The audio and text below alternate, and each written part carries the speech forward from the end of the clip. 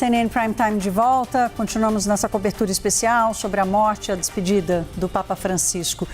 Francisco também foi escritor. Antes de se tornar Papa, ele escreveu livros diversos, como um livro que trata a relação de João Paulo II com Fidel Castro. Essa obra é de 1998. Em Sobre o Céu e a Terra, de 2013, o Papa abre diálogo sobre reflexões de Deus, morte, ateísmo e outros temas. No ano passado, Francisco escreveu, em conjunto com um jornalista italiano, o seu livro de memórias, com cerca de 230 páginas. É uma leitura descontraída, em estilo de conversa, começando com a sua infância em Buenos Aires até os dias atuais. A gente vai saber mais sobre o livro Vida, a minha história, através da história. Eterna protezione santifica. O primeiro Papa das Américas. O primeiro argentino a liderar a Igreja Católica. O Papa saciou o público com curiosidades sobre sua vida em um livro editado pela HarperCollins. Em Vida, minha história, através da história, Francisco contou sua trajetória, entrelaçada com os eventos históricos mais importantes das últimas décadas. A obra foi escrita em conjunto com o jornalista vaticanista italiano Fábio Marchesi Ragona. Foi ele quem deu a ideia a Francisco de contar suas memórias com uma narração própria. Até que um dia eu perguntei se ele gostava da ideia de fazer esse trabalho. Ele me ligou para perguntar o que eu tinha em mente, o que eu queria. E aí eu expliquei que talvez fosse bom que houvesse uma narração sobre a vida dele que partisse dele mesmo. Então as pessoas teriam a oportunidade de conhecer a história dele através de sua própria voz. E ele aceitou imediatamente, disse o escritor.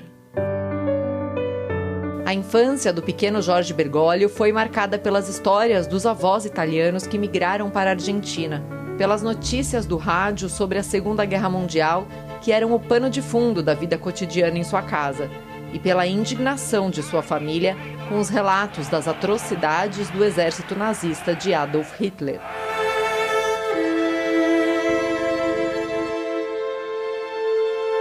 Ele conta que ainda revive aqueles sentimentos com casos de antissemitismo e racismo no mundo. Lembra de episódios recentes no conflito do Oriente Médio. Quanta sofferenza. Preghiamo per la pace.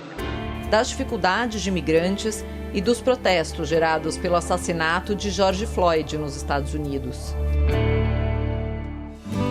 Na juventude, Bergoglio jogava bilhar, discutia política, dançava tango e até chegou a ter uma namorada. O primeiro sentimento de vocação para a vida religiosa veio aos 12 anos, mas o desejo ficou adormecido. Em 1953, quando tinha 16 anos, Bergoglio ia se encontrar com amigos, mas no caminho sentiu necessidade de se confessar. Ele veio até a Basílica San José de Flores e diz que aqui se encontrou subitamente com Deus, sentiu o chamado para se dedicar à vida religiosa e que aquele foi o momento mais bonito de sua vida. O futuro Papa demorou para contar sua decisão para a família. A mãe, que queria um filho médico, foi contra. E mesmo depois de descobrir a vocação, ele ainda teve que lidar com mais uma paixão.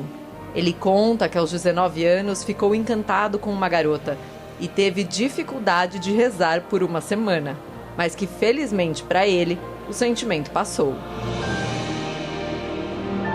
Aos 20, Bergoglio teve uma grave infecção, 1 litro de líquido drenado de seu pulmão e o lobo superior do órgão direito retirado. Ele recebeu doações de sangue dos colegas do seminário e conta que se preparou para a morte.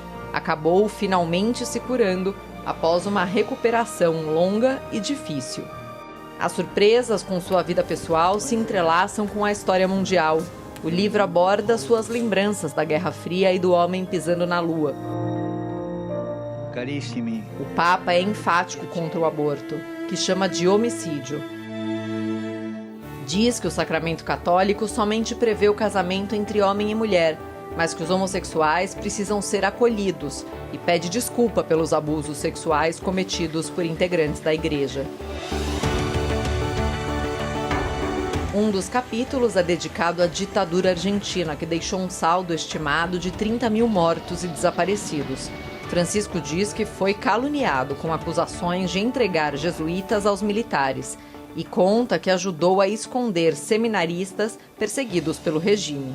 Para não ser espionado, Bergoglio usou telefones públicos aqui da Corrientes, uma avenida central de Buenos Aires, para avisar Roma de que tinha conseguido falar com Jorge Rafael Videla, o primeiro presidente da ditadura. Ele pediu pela libertação de 2 padres que foram sequestrados pelos militares em 1976. Após meses de violências e humilhações, os religiosos foram soltos e Bergoglio conseguiu tirá-los do país. Mas o Papa assume que não conseguiu ajudar Esther Balestrino, sua amiga, ex-chefe e fundadora das Mães da Praça de Maio, grupo de mulheres que buscavam por filhos desaparecidos na ditadura. Ela, outra mãe da Praça de Maio e 2 freiras francesas foram jogadas do alto de um avião ainda com vida pelos militares no Rio da Prata. Francisco diz que talvez não tenha feito o suficiente por elas. O livro ainda fala dos famosos gols de Diego Maradona na Copa do Mundo de 1986. Diego Armando, não te mueras nunca. Diego Armando. Da queda do Muro de Berlim, do nascimento da União Europeia, dos ataques terroristas de 11 de setembro e da crise econômica mundial de 2008. Também lembra de eventos mais recentes, como a pandemia da Covid-19. No dia 11 de fevereiro de 2013, o telefone não parava de tocar no escritório do cardeal Bergoglio, no arcebispado de Buenos Aires. Quando ele atendeu, foi notificado de que o Papa Bento XVI decidiu renunciar. Em choque, ele ficou paralisado até assimilar a notícia. Nos dias seguintes, os cardeais seriam convocados para definir o nome do novo pontífice. Francisco conta como recebeu o apoio do brasileiro Cláudio Umes no processo quando ainda nem imaginava que seria eleito. A vida como Papa e a necessidade de reformas no Vaticano compõem a parte final da obra. Uma vida marcada por acontecimentos que mudaram o rumo da humanidade.